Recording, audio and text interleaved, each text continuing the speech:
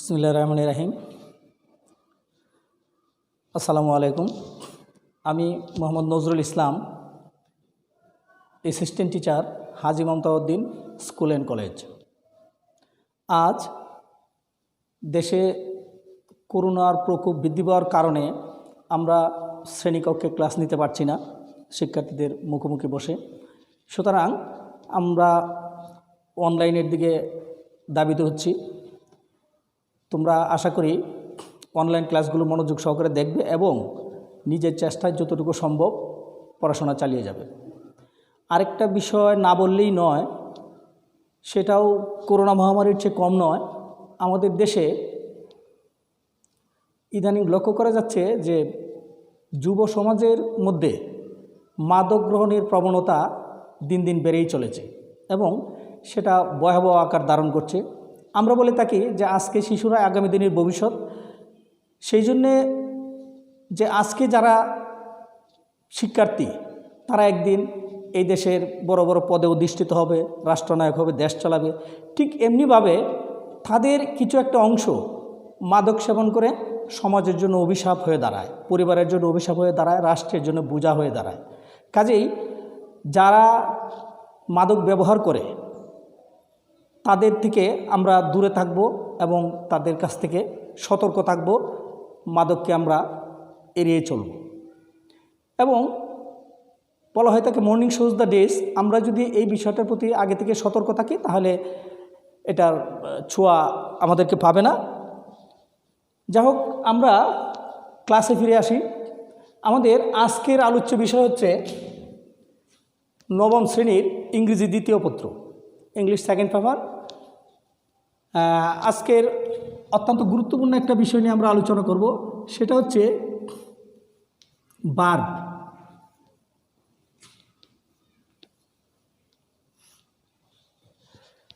এখন ভার্ব কেন গুরুত্বপূর্ণ? ভার্ব হচ্ছে একটা সেন্টেন্সের প্রাণ। কারণ হচ্ছে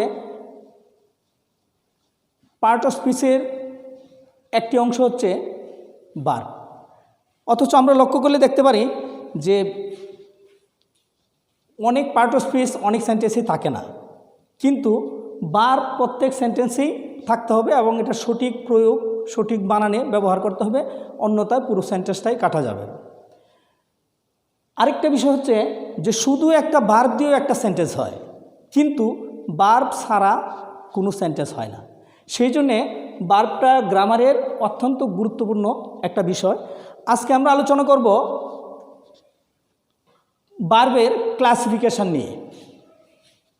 আমরা যদি ক্লাসিফিকেশন না জানি তাহলে ভার্বের সঠিক প্রয়োগও আমরা করতে পারবো না। ভার্বকে প্রধানত দুটো ভাগে ভাগ করা হয়েছে, ফাইনিট, ফিনিট এবং নন ফিনিট ভার্ব। নন ফিনিট ভার্বকে ভার্বেলস অথবা ইনপারফেক্ট ভার্বও বলা হয়ে থাকে। যাই হোক, আমরা নন ফিনিট ভার্বই বলছি। তো আমরা সংক্ষেপে যদি বলি যে ফিনিট ভার্ব এবং নন ফিনিট ভার্বের সংজ্ঞাটা আমাদের আগে পরিষ্কার করে জানতে হবে। ফিনিট ভার্ব হচ্ছে যে ভার্ব বাক্যের অর্থের পরিসমাপ্তি ঘটাতে পারে, অর্থাৎ বক্তার মনোভাব সম্পূর্ণরূপে প্রকাশিত হয়, অসমাপ্ত থাকে না, সেই ভার্বটাকে আমরা বলবো ফিনিট ভার্ব। আবার বলছি, যে ভার্ব বাক্যের অর্থের পরিসমাপ্তি ঘটাতে সক্ষম হয় তাকেই বলা হয় ফিনিট ভার্ব। আর যে ভার্ব বাক্যের অর্থের পরিসমাপ্তি ঘটাতে পারে না, পরিসমাপ্তি ঘটানোর জন্যে অন্য একটি ভার্বের সাহায্য নিতে হয়, তাকে বলা হয় তাকে নন ফিনিট ভার্ব। অর্থাৎ আমরা বলতে চাচ্ছি যে নন ফিনিট ভার্ব হচ্ছে সেই ভার্ব যা বাক্যের সমাপ্তি টানতে পারে না, পরিপূর্ণ মনোভাব প্রকাশ করতে সক্ষম হয় না। যা হোক, আমরা আলোচনার কলেবর সীমিত রাখার স্বার্থে এবং ছাত্রদের মাথায় ধরে রাখার সুবিধার্থে আমরা আজকে শুধু ফিনিট ভার্বের ক্লাসিফিকেশনটা নিয়ে আলোচনা করব। ফিনিট ভার্বকে প্রথমত প্রিন্সিপাল এবং অক্সিলিয়ারি এই দুটো অংশে ভাগ করা হয়। এখন আমাদের জানতে হবে প্রিন্সিপাল ভার্ব কী এবং অক্সিলিয়ারি ভার্ব কী। ঠিক একইভাবে আমরা বলতে পারি প্রিন্সিপাল ভার্ব হচ্ছে যে ভার্ব বাক্যের অর্থ সম্পূর্ণরূপে প্রকাশ করতে পারে, অর্থাৎ বক্তার মনোভাব যার উপরে নির্ভর করে। আমরা বলতে চাচ্ছি যে প্রিন্সিপাল ভার্ব হচ্ছে প্রধান ভার্ব, যে ভার্ব বাক্যের সমাপ্তি ঘটাতে পারে। আর অক্সিলারি ভার্ব হচ্ছে সেন্টেন্সের মুড, টেন্স ইত্যাদি গঠনের জন্যে প্রিন্সিপাল ভার্বকে সাহায্য করে। অর্থাৎ অক্সিলারি ভার্ব প্রিন্সিপাল ভার্বকে সাহায্য করে। আমরা একটা উদাহরণের সাহায্যে বিষয়টা দেখি। I am going to school। এখানে এম হচ্ছে অক্সিলারি ভার্ব। এখানে মূল ভার্বটা ছিল গো, এটাকে গোয়িং করা হয়েছে, এটা প্রিন্সিপাল ভার্ব। এমটা হচ্ছে অক্সিলারি ভার্ব। এখানে আমাদের অক্সিলারি ভার্ব সম্পর্কে আরেকটা কথা বলে রাখা দরকার যে আসলে আমরা যদি কোনো বিষয়ের ক্লাসিফিকেশনটা সম্পর্কে সুস্পষ্ট ধারণা না থাকে তাহলে সেটা আমরা পরিপূর্ণভাবে উপলব্ধি করা সম্ভব হয় না। অক্সিলারি ভার্ব, কিছু কিছু অক্সিলারি ভার্ব আছে সেগুলো প্রিন্সিপাল ভার্ব হিসাবে ব্যবহৃত হতে পারে, কিন্তু সেগুলো মূলত অক্সিলারি ভার্ব। আমরা সে আলোচনা যখন অক্সিলারি ভার্বের ক্লাসিফিকেশনে যাই তখন আলোচনা করব। এখানে ভার্বকে আরও দুটো ভাগে ভাগ করা যায়, ট্রানজিটিভ, ইনট্রানজিটিভ। এখন ট্রানজিটিভ ভার্ব কী আর ইনট্রানজিটিভ ভার্ব কী? ট্রানজিটিভ ভার্ব হচ্ছে যেই ভার্বের অবজেক্ট থাকে। আমরা জানি যে সব ভার্বের অবজেক্ট থাকে না, যে ভার্বের অবজেক্ট থাকে তাকে বলা হয় ট্রানজিটিভ ভার্ব, আর যে ভার্বের অবজেক্ট থাকে না তাকে বলা হয় ইনট্রানজিটিভ ভার্ব। যেমন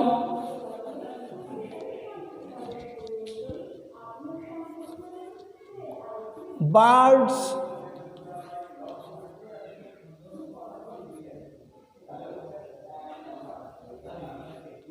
ফ্লাই, পাখিরা উড়ে, এটা একটা ইনট্রানজিটিভ ভার্ব।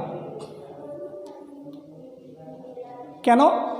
যে বার্ডস ফ্লাই, আমরা জানি যে অবজেক্ট হচ্ছে বার্ডকে যদি হোয়াট দ্বারা প্রশ্ন করা হয়, হোয়াট দ্বারা প্রশ্ন করা হয় যদি কোনো উত্তর আসে, যদি হোয়াট দ্বারা প্রশ্ন করা হয় অথবা হুম দ্বারা প্রশ্ন করা হয় তাহলে যে উত্তরটা আসে সেটা হচ্ছে অবজেক্ট। এখন আমরা যদি বলি বার্ডস ফ্লাই, এখানে পাখিরা উড়ে, কাকে উড়ে অথবা কি উড়ে সেই প্রশ্নের উত্তর এখানে নাই, সুতরাং এটি ইনট্রানজিটিভ ভার্ব। আবার ট্রানজিটিভ ভার্ব হচ্ছে হি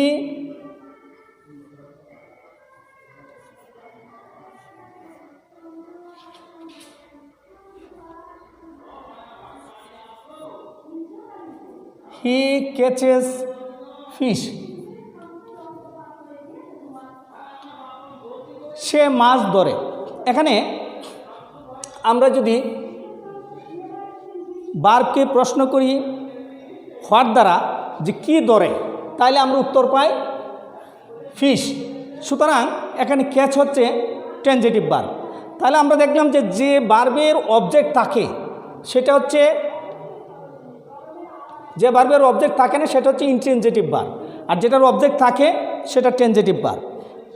এখন আমাদের প্রসঙ্গক্রমে এখানে আরেকটা বিষয় লক্ষ্য রাখা দরকার যে ট্রানজিটিভ ভার্ব ইনট্রানজিটিভ রূপে ব্যবহৃত হতে পারে, আবার ইনট্রানজিটিভ ভার্বও ট্রানজিটিভ রূপে ব্যবহৃত হতে পারে।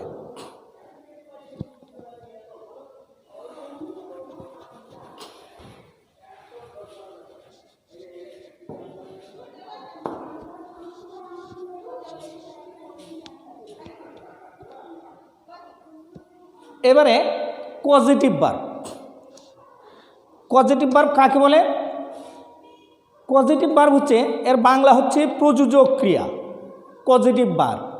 এখন প্রযোজক ক্রিয়া বলতে আমরা কি বুঝি? কর্তা যখন নিজে কাজ না করে অন্যের দ্বারা করায় সেটাকে বলা হয় পজিটিভ ভার্ব। যেমন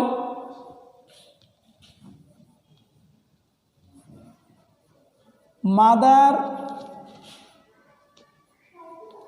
ফিডস হার চাইল্ড।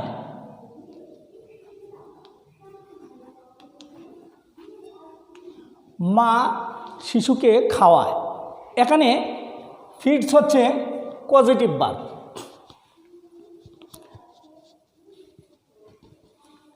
এবারে আমরা দেখব রিসিপ্রোকাল ভার্ব। রিসিপ্রোকাল ভার্ব হচ্ছে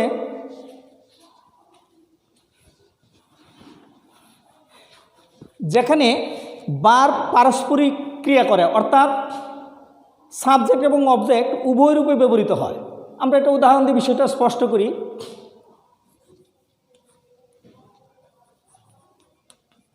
রহিম and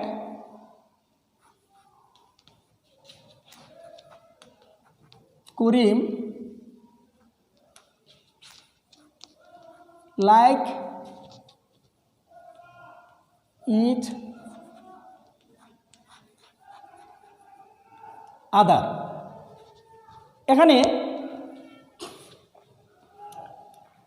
Rahim and Karim like each other, এখানে মানেটা হচ্ছে যে করিম রহিমকে পছন্দ করে এবং রহিম করিমকে পছন্দ করে এবং করিম রহিমকে পছন্দ করে। আর যখন দুইজন থাকে তখন ইচ আদার ব্যবহার করা হয়।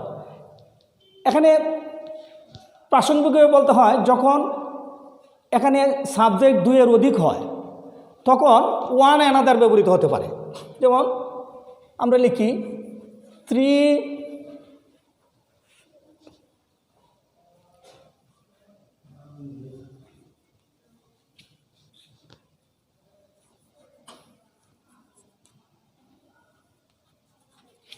3 friends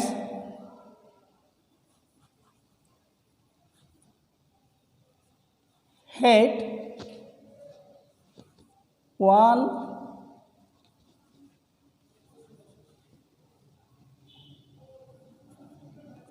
another।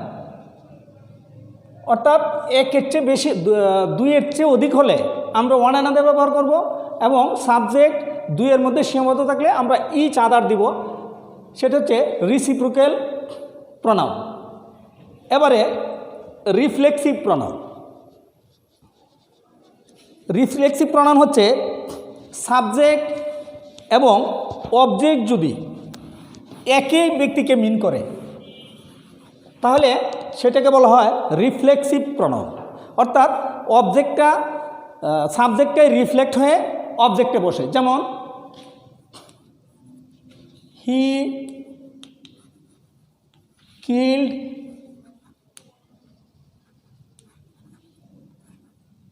হিমসেলফ। এখানে রিফ্লেক্সিভ অবজেক্ট হচ্ছে হিমসেলফ, এই জন্যে এখানে কিল্ড ভার্বটা হচ্ছে রিফ্লেক্সিভ ভার্ব। এবারে ফ্যাক্টিটিভ ভার্ব। আমরা দেখেছি যে ট্রানজিটিভ সেন্টেন্সে আমরা বলছি যে সেন্টেন্সের অবজেক্ট থাকে, যে ভার্বের অবজেক্ট থাকে তাকে আমরা বলি ট্রানজিটিভ ভার্ব। কিন্তু এমন কিছু ভার্ব আছে যে শুধুমাত্র একটি অবজেক্ট দিয়ে বাক্যের অর্থ শেষ করা যায় না, সমাপ্ত করা যায় না, সম্পূর্ণরূপে প্রকাশ করা যায় না। সুতরাং সেখানে একাধিক ভার্বের চাহিদা তৈরি হয়, একাধিক অবজেক্টের চাহিদা তৈরি হয়। সেটাকে আমরা বলবো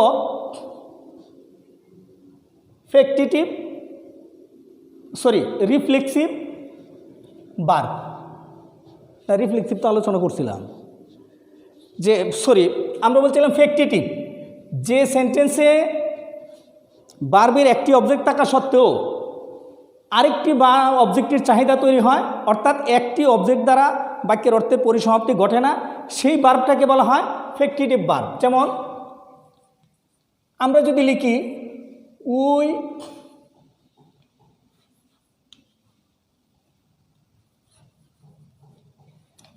ইলেক্টেড হিম, তাহলে অর্থটা দাঁড়ায় যে আমরা তাকে নির্বাচন করেছিলাম। প্রশ্ন আসে কি নির্বাচন করেছিলাম। সুতরাং এখানে আরেকটা অবজেক্টিভ দরকার। উই ইলেক্টেড হিম ক্যাপ্টেন অথবা চেয়ারম্যান।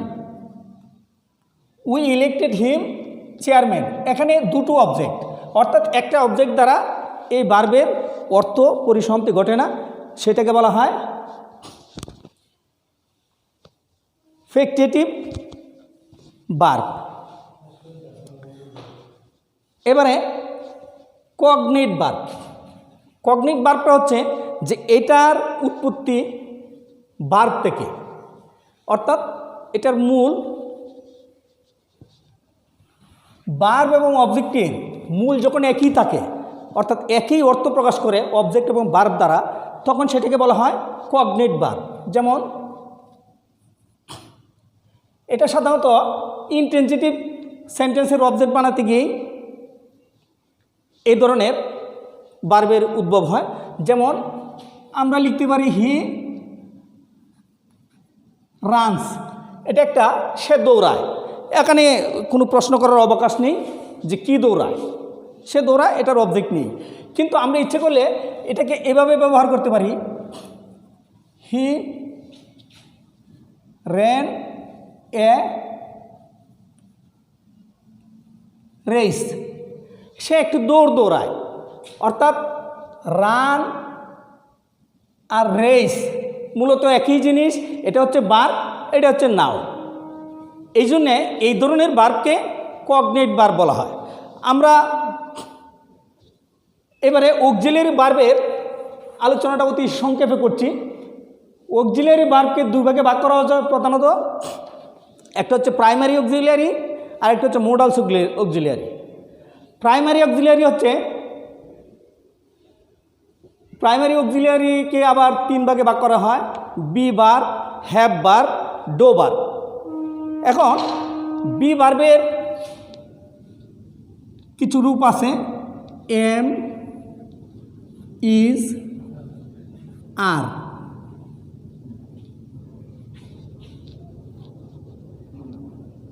Was, were. আর হ্যাভ ভার্বের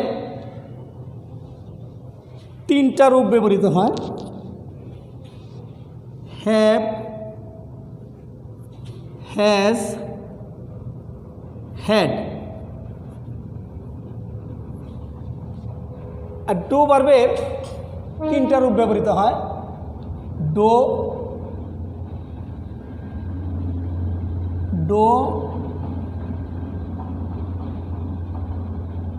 ডাজ, ডিড। আমরা সংক্ষেপে যদি বলি, am, is, are, was, were এগুলো বি ভার্বের রূপ।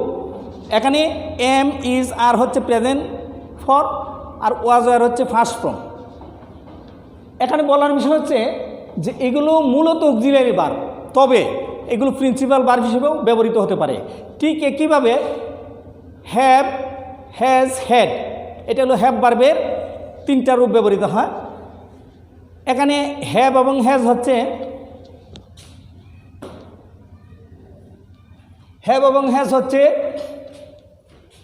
প্রেজেন্ট ফর্ম এবং হ্যাড হচ্ছে ফার্স্ট ফর্ম।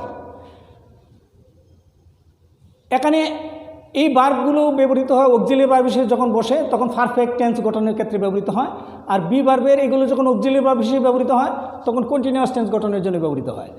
কিন্তু কোনো সেন্টেন্সকে প্রেজেন্ট ইনডিফিনিট এবং ফার্স্ট ইনডিফিনিট সেন্টেন্সকে যখন নেগেটিভ অথবা ইন্টারগেটিভ করতে হয়, আমরা জানি যে অক্সিলিয়ারি ভার্ব সামনে এনে ইন্টারগেটিভ করতে হয়। যেহেতু এই দুটো টেন্সে অক্সিলিয়ারি ভার্ব নেই, তখন ডো ভার্বকে অক্সিলিয়ারি হিসেবে ব্যবহৃত হয়। ডোটা মূলত প্রিন্সিপাল ভার্ব। তবে যখন প্রেজেন্ট ইনডিফিনিট এবং ফার্স্ট ইনডিফিনিট টেন্সকে নেগেটিভ অথবা ইন্টারগেটিভ করতে হয়, তখন ডো, ডাজ অথবা ডিডকে অক্সিলিয়ারি ভার্ব হিসেবে ব্যবহার করতে হয়। শুধুমাত্র নেগেটিভ এবং ইন্টারগেটিভ মাত্র দুটো টেন্সে, প্রেজেন্ট ইনডিফিনিট এবং ফার্স্ট ইনডিফিনিট। প্রেজেন্ট ইনডিফিনিট টেন্সে ডো বা ডাজ এবং প্রেজেন্ট ইনডিফিনিটে ফার্স্ট ইনডিফিনিটে ডিড। তবে এখানে মনে রাখতে হয় যে যখন আমরা মোডাল ডো ভার্বকে অক্সিলিয়ারি ভার্ব হিসেবে ব্যবহার করব তখন সবসময় মূল ভার্বটা প্রেজেন্ট ফর্ম হয়। আরেকটা অক্সিলিয়ারি ভার্ব হচ্ছে মোডাল ভার্ব। আমরা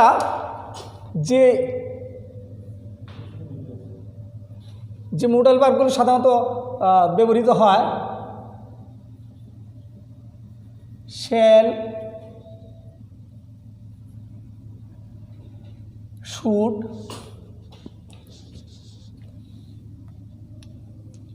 will, would, can, could, may, mite,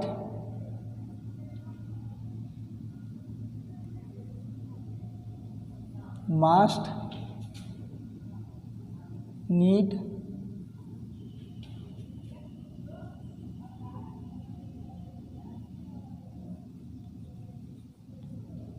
ought to।